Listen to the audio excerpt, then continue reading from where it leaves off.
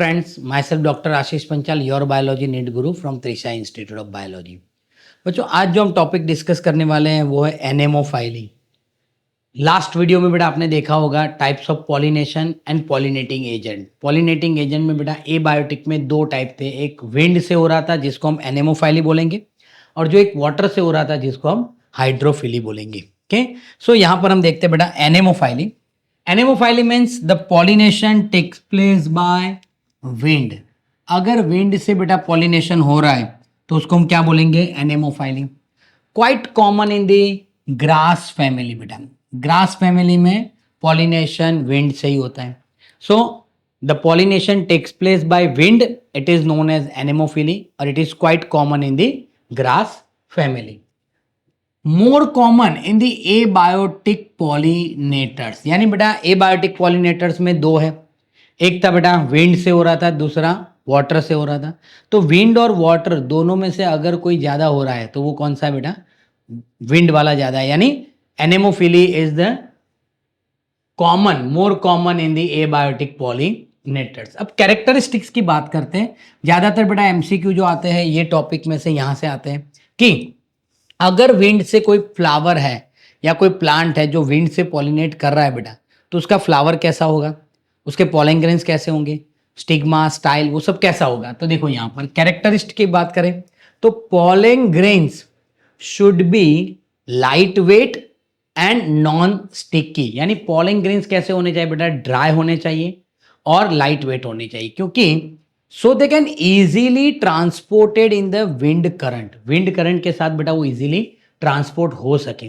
यानी बेटा यहाँ पर पॉलन ग्रेन्स लाइट वेट होने चाहिए, नॉन स्टिकी होने चाहिए। अगर वो स्टिकी होंगे तो क्या होंगे? जब भी वो हवा के साथ बेटा फ्लोट करेंगे तो हो सकता है कि उसके ऊपर डस्ट भी आके चिपक सकते। वेल एक्सपोज्ड स्टेमन होने चाहिए। अब सोचो कि अगर मैं यहां पर एक फ्लावर बना दूं, ये एक फ्लावर है बराबर, और ये फ्लावर में एंथर यहां है ऐसे अंदर, तो यहां पर सोचो कि अगर पवन आ रहा है, हवा आ रही है, तो भी एंथर घूमेंगे? नहीं घूमेंगे, क्योंकि वो पेटल से कवर्ड है। तो एंथर यानी स्टेमन होने चाहिए, वो कैसे होने चाहिए? वेल एक्सपोज्ड, यानी हवा में बेटा ऐसे एक्सपोज्ड होने चाहिए। So the pollen can easily disperse into the wind current. यानी बेटा इसका पॉलन ग्रेन्स कैसा होना चाहिए? Light weight, dry, non sticky, so they can easily transported with the wind current. उसका स्टेमन कैसा होना चाहिए बेटा? Well exposed in the air, so they can easily dispersed the pollen grains into the wind current. Stigma is a large and feathery. देखो यहां पर मैंने बताया हुआ है स्टिग्मा कैसा होना चाहिए? लार्ज एंड फेदरी होना चाहिए। So easily trap the airborne pollen grains. तो वो क्या करेंगे बेटा? जो हवा के साथ जो पॉलन ग्रेन्स आएंगे वो इजीली यहां पर ट्रैप हो जाएंगे। कई बार बेटा यहां पर लिखा होता है स्टिग्मा स्टिकी भी होना चाहिए। ओके, तो स्टिग्मा लार्ज एंड फेदरी होना चाहिए, so easily trap the airborne pollen grains. अब देखो यहां पर flower have single ovule in each ovary. यहां पर बेटा मैंने मेज बनाया हुआ है। मेज में ये जो होता है बेटा एक एक स्पॉट जो आपको पता है कि जिसको हम सीड भी बोलते हैं, पर एक्चुअली वो सीड नहीं है, वो फ्रूट है। आप मेज के एक सिंगल पीस को लेके आप प्रेस करो, अंदर से एक और छोटा सा सीड निकलेगा, तो वो सीड है।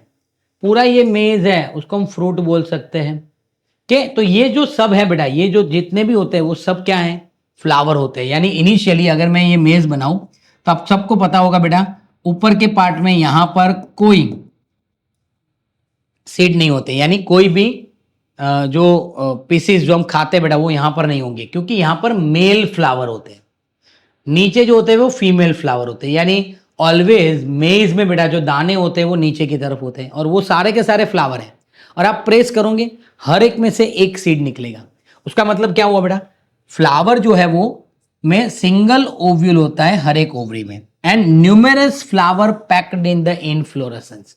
बहुत सारे, ये देखो ये सारे के सारे फ्लावर है, तो बहुत सारे फ्लावर ऐसे एक साथ बेटा क्लस्टर में पैक्ड होते हैं। तो फ्लावर के कैरेक्टरिस्टिक्स क्या हो गए बेटा? Single ovule in each ovary and numerous flower packed into inflorescence. तो तीनों कैरेक्टर बेटा एक बार मैं फिर से बोल देता हूं। Pollen grains light weight, non sticky होने चाहिए, वेल एक्सपोज स्टेमन होने चाहिए, स्टिग्मा है बेटा लार्ज और फेदरी होने चाहिए, एंड फ्लावर में single ovule in each ovary and number of flower are packed into the inflorescence. अब कॉर्न की बात करते हैं बेटा, कॉर्न कॉब जो है बेटा, टैसल्स जो है बेटा कॉर्न कॉब के ऊपर, आपने घर में भी देखा होगा बेटा, कॉर्न लाते हैं तो उसके ऊपर ऐसे हेयर लाइक स्ट्रक्चर होते हैं। ओके, तो वो एग्जैक्टली क्या है, वो है बेटा स्टिग्मा एंड स्टाइल। वो क्या है उसका, stigma and style which trap the, वो हवा में बेटा वेव होता रहता है और ट्रैप दी पॉलन ग्रेन्स बेटा वो ट्रैप कर लेता है। वन मोर इंपॉर्टेंट थिंग्स कि flower has no nectar and attractive part, flower में कोई नेक्टर और एट्रैक्टिव पार्ट नहीं होना चाहिए, होता ही नहीं है, क्योंकि इसको कोई इंसेक्ट को अट्रैक्ट करना नहीं है बेटा। तो ये हो गया बेटा एनेमोफाइली, जो विंड से पॉलिनेशन होता है। अगर बेटा आपको हमारा ये वीडियो पसंद आ रहा है तो प्लीज़ वीडियो को लाइक कीजिए और चैनल को सब्सक्राइब करना मत भूलिए। Thank you, have a good day.